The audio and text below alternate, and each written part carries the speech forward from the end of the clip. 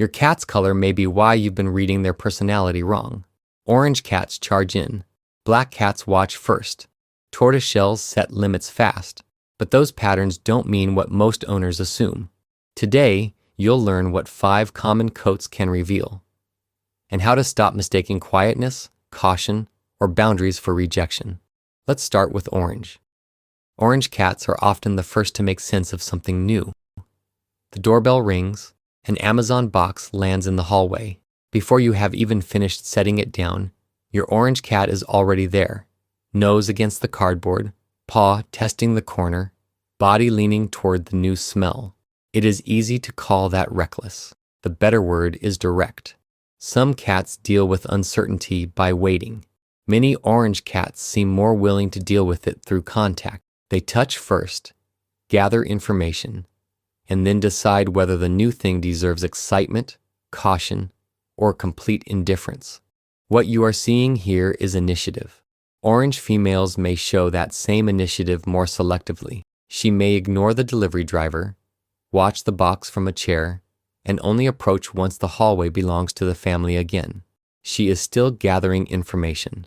She is simply choosing which part of the situation deserves her attention. So do not measure an orange cat by how much chaos they create. Watch how quickly they make the first decision. Give that instinct a safe job. Leave the empty box open. Offer climbing space. Rotate objects they can inspect without turning the kitchen counter into their next project. Bold does not mean foolish. Selective does not mean distant. Both approaches reveal the same thing: a cat deciding how they want to meet the world. But meeting the world is only one part of personality. The next clue is how your cat makes sure they stay connected to you. Black and gray cats often stay connected by keeping you in sight.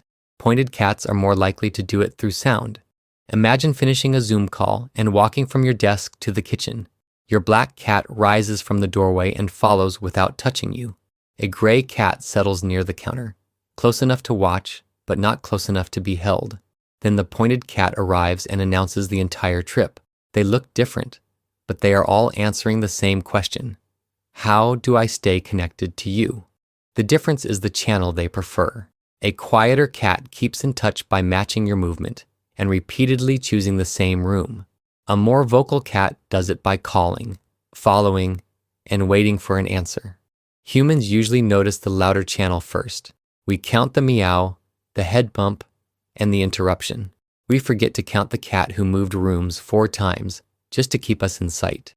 That is how quiet attachment gets mistaken for distance. So with a black or gray cat, do not assume the bond is weak just because it is not physical. Notice the chair they choose, the doorway they occupy, and how often they move when you move. With a pointed cat, listen for changes instead of hearing every meow as the same demand. The important clue is not simply that they are loud. It is that they expect the interaction to continue. One cat keeps the conversation open with their voice. Another keeps it open with their presence. Neither is offering less. And once you can hear how a cat says, "Stay connected to me," you are ready for the signal owners miss most often.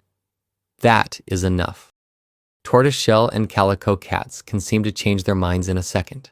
Usually the change started earlier. Your cat is beside you on the couch. The first strokes feel welcome. Then the tail tip begins to move. One ear turns away.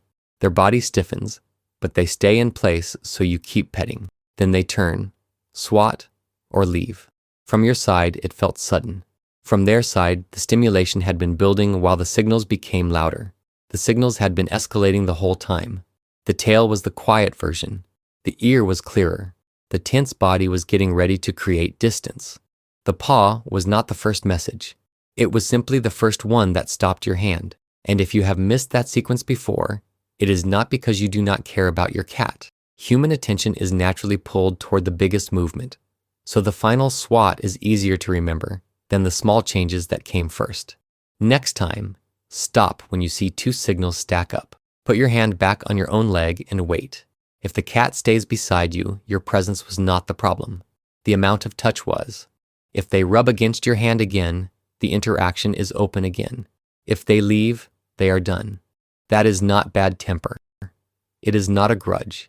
It is a cat whose smaller boundaries finally worked. And some cats react because touch has crossed a limit. A white cat may react for a completely different reason. The touch arrived before any warning did. A white cat who jumps when you touch them may not be nervous by nature. They may never have heard your footsteps. White coats, especially with blue eyes, can be associated with inherited hearing differences. For a cat who hears less, or not at all, the room may not provide the same warning cues it gives you. You hear footsteps, clothing moving, and a hand brushing the couch before it ever reaches your shoulder. Your cat may get none of that.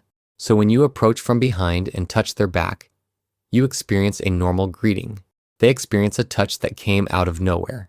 Of course they startle, so they may pay intense attention to movement, vibration, body position, and routine. They notice a shadow cross the floor.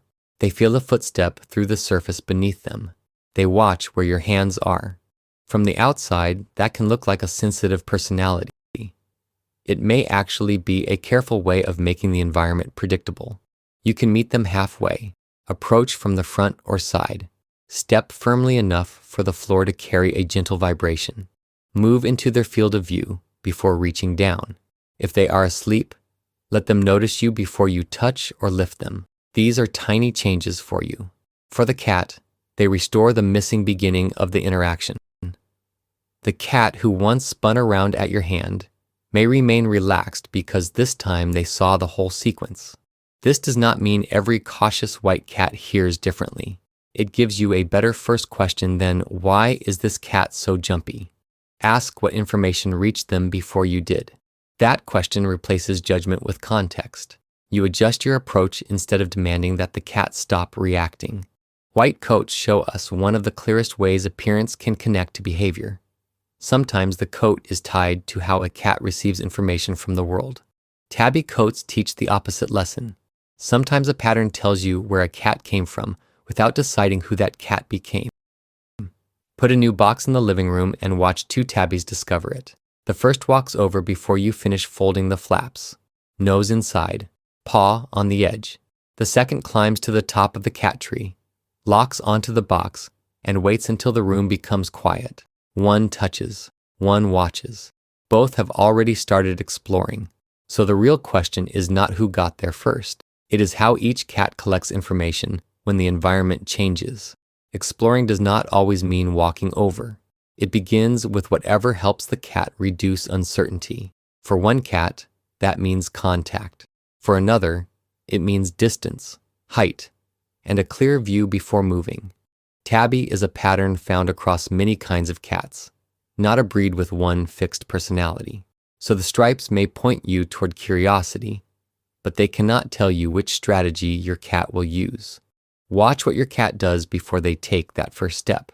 Give the cat who touches safe objects to inspect, boxes to enter, and routes to climb. Give the cat who watches enough height, quiet, and an easy exit. Do not drag the second cat toward the box just because the first one arrived sooner. If you only recognize curiosity when it runs forward, you will miss the intelligence of the cat mapping the entire room before taking one step. And that reveals the real limit of coat color. Color can tell you where to look. It cannot tell you what you will find. For that, you have to watch the individual cat make the same kind of choice again and again. Your cat wears a coat shaped by biology. That coat can hint at how they approach, communicate, react, sense, and explore. But it cannot tell you the whole story without their behavior. So notice the color. Let it give you the first question. Then watch what your cat chooses. When they are free to come closer, stay nearby, step away, or investigate in their own time. That is where the stereotype ends and understanding begins. Now tell me in the comments, what color is your cat? What is one thing they do that fits the reputation? And what is one thing they do that completely breaks it?